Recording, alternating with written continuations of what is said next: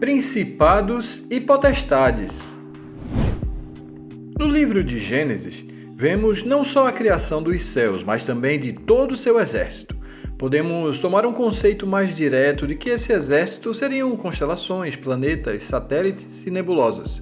Mas não poderia deixar de pontuar que é justamente nas regiões celestiais onde as forças espirituais do mal operam.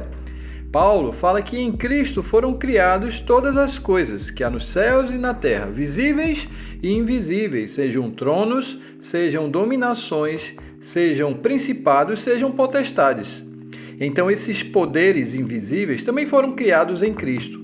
O Salmo 33:6 nos permite perceber uma certa distinção entre o céu sendo criado pela palavra e os exércitos pelo sopro, seu fôlego. A palavra fala ainda de um concílio divino, uma assembleia celestial presidida por Deus. Ou seja, temos também potestades divinas, aliados, embora a expressão principados e potestades tenha um apelo cultural associado a poderes malignos.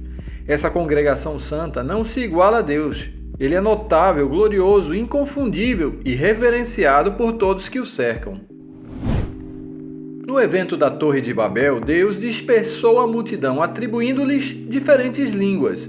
Eram 70 clãs que descenderam de Noé, cada um conforme sua língua, nação e terra. Se unimos esse evento da dispersação de Babel com Deuteronômios 32:8, vemos que não seriam apenas as línguas que teriam sido atribuídas, mas também as potestades de cada nação que ali estavam sendo instituídas. A maioria das traduções leva a entender que as nações teriam sido distribuídas de acordo com os filhos de Israel. Mas nesse momento Israel não existia. Se considerarmos os escritos do Mar Morto, no lugar de filhos de Israel, teríamos filhos de Deus, validando a hipótese.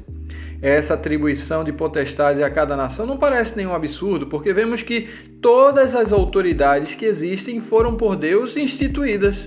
No livro de Ezequiel, vemos sentenças de juízo contra reis que ora parecem homens, ora parecem criaturas espirituais. E talvez seja isso mesmo, potestades que reinam através daqueles que se prostram e o adoram.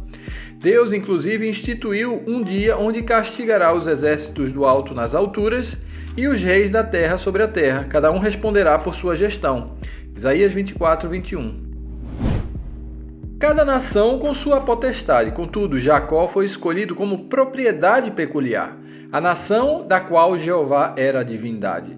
E esse desejo acabou sendo registrado como um mandamento, o primeiro deles, de não ter outros deuses além dele. Isso mostra a possibilidade de ter outra divindade que não seja o soberano criador de todas elas. O outro ponto importante é que não se pode negar a influência dos céus sobre a terra. O próprio Deus trata disso com Jó e, de novo, não parece se limitar a questões astronômicas. E se eles têm essa influência, responderão pelo que fizeram, como vimos antes. O Senhor instituiu Moisés como potestade sobre Faraó e executou juízos sobre os deuses do Egito com a morte dos primogênitos. Na conversa de Daniel sobre a visão que teve, o seu livro revela que Miguel é o príncipe sobre Israel. E quase no finalzinho da Bíblia, no livro de Judas, vemos esse arcanjo disputando o corpo de Moisés com o diabo. Agora chegamos aos evangelhos. A boa notícia da chegada do grande rei de todos. Jesus foi conduzido pelo Espírito ao deserto para ser posto à prova pelo diabo. Outro texto complementa estar entre as feras. Vitorioso sobre o diabo e suas feras, foi servido por anjos. A partir daí, Jesus estreia a expulsão de demônios. Ele até fala de requisitos para tratar com certas hierarquias demoníacas. Ele sabia do que estava falando, pois tinha acabado de expulsar o representante da mais alta casta. Essa autoridade sobre espíritos imundos foi algo que marcou o seu ministério. As pessoas comentavam: que nova doutrina é essa? Pois com autoridade ordena aos espíritos imundos e eles lhe obedecem. Percebam a palavra autoridade. Pois bem, ele deu essa autoridade também a seus discípulos, que ficaram muito admirados como, pelo nome de Jesus, poderosamente os demônios se sujeitavam. Primeiro enviou 12, depois 70, 12 representando Israel. Salvação primeiro dos judeus, 70, bem, você se lembra de quantas nações tinham sido instituídas em Babel? Surpreendente, não? Deus agora está reclamando para si a plenitude dos gentios. E de fato esse sempre foi o plano, pois todas as famílias da terra seriam abençoadas através de Abraão. O diabo é o príncipe deste mundo, o príncipe da potestade do ar. E ele tem um só objetivo: provocar desobediência, rebelião contra Deus. Pois bem, ele percebeu que seu poderio foi enfim abalado, que estava perdendo o território, não só para o Rei dos Reis, mas agora também para aqueles que o seguiam. Seus discípulos.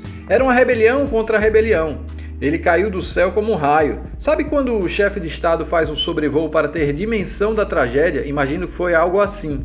Ele percebeu que era o dedo de Deus e que o reino dos céus estava invadindo seu principado, sua era. Eram reinos em conflito. Ele tinha que fazer algo, pois é melhor morrer um homem que toda uma nação.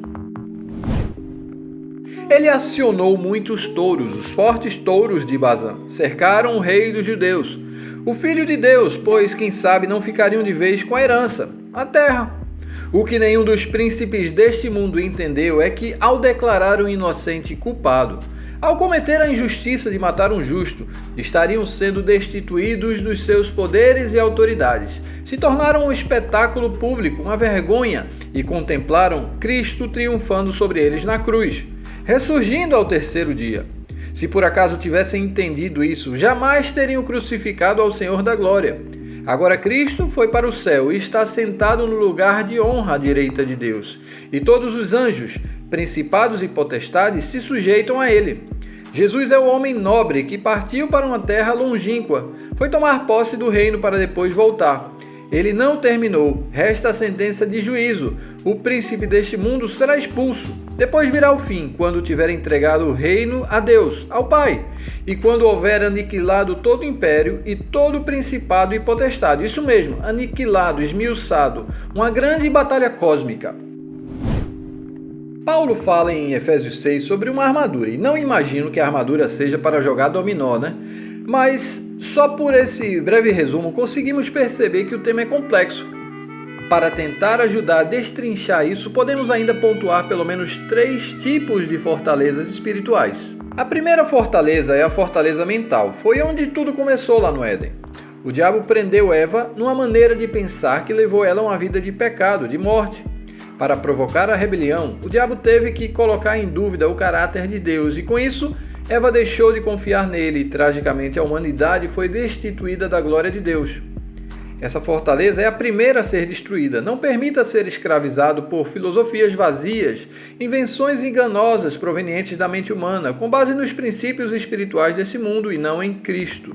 Deus nos capacita para derrubar as fortalezas do raciocínio humano e acabar com os falsos argumentos, destruindo todas as opiniões arrogantes que impedem as pessoas de conhecer a Deus, aplacando a rebelião, aprendendo a obedecer a Cristo. Algumas pessoas creem que só existe esse tipo de fortaleza, mas não é certo, podemos ver mais. A segunda fortaleza seria a fortaleza cultural, territorial, valores da sociedade que estão de acordo com as trevas. O próprio sistema mundial, cada potestade gosta de expressar sua marca. Um bom exemplo disso é o ditado encontrado nas Escrituras: os cretenses são mentirosos, animais cruéis e comilões preguiçosos. Em outra passagem, vemos que a legião de demônios da terra dos Gadarenos rogou encarecidamente a Jesus que não andasse para fora do país. Vejam só, isso reforça esse sentido cultural e, por que não, territorial.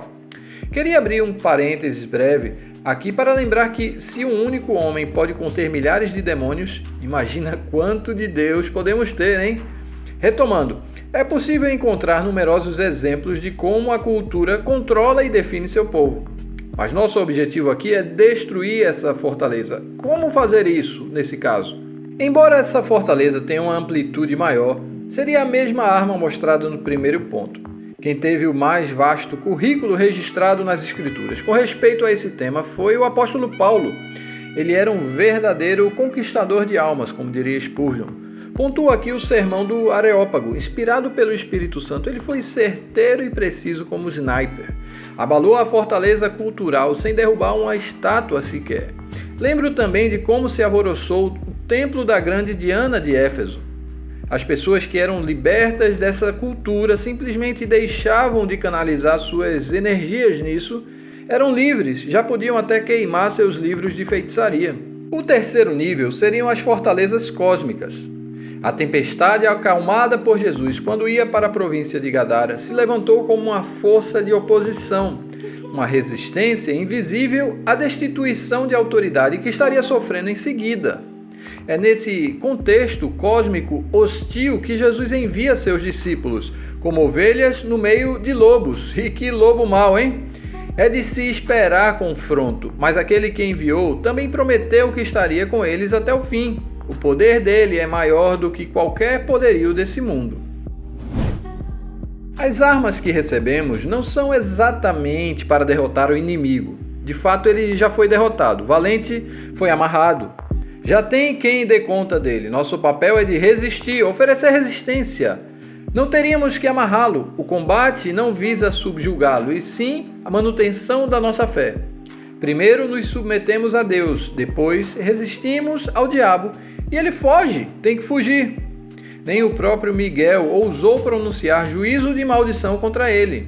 A nossa autoridade tem um escopo bem definido para cumprir uma missão, e enquanto estamos nessa missão, contamos com o revestimento de poder para tal. Ainda não fomos empossados da autoridade de governo. Paulo nos posiciona ainda como embaixadores. Ele até adverte os coríntios. Abre aspas. Já começaram a reinar sem nós? Gostaria que de fato já estivessem reinando, pois então eu reinaria com vocês. Fecha aspas. O triunfalismo, somado à crença de deter a exclusividade da franquia do reino dos céus, tem gerado diversos transtornos, além de sair decretando coisas que não acontecem, banalizando a fé. Esse não seria o bom combate. Sim, um dia julgaremos até anjos, mas hoje nossa batalha é de aprisionar a rebelião e aprender a obediência.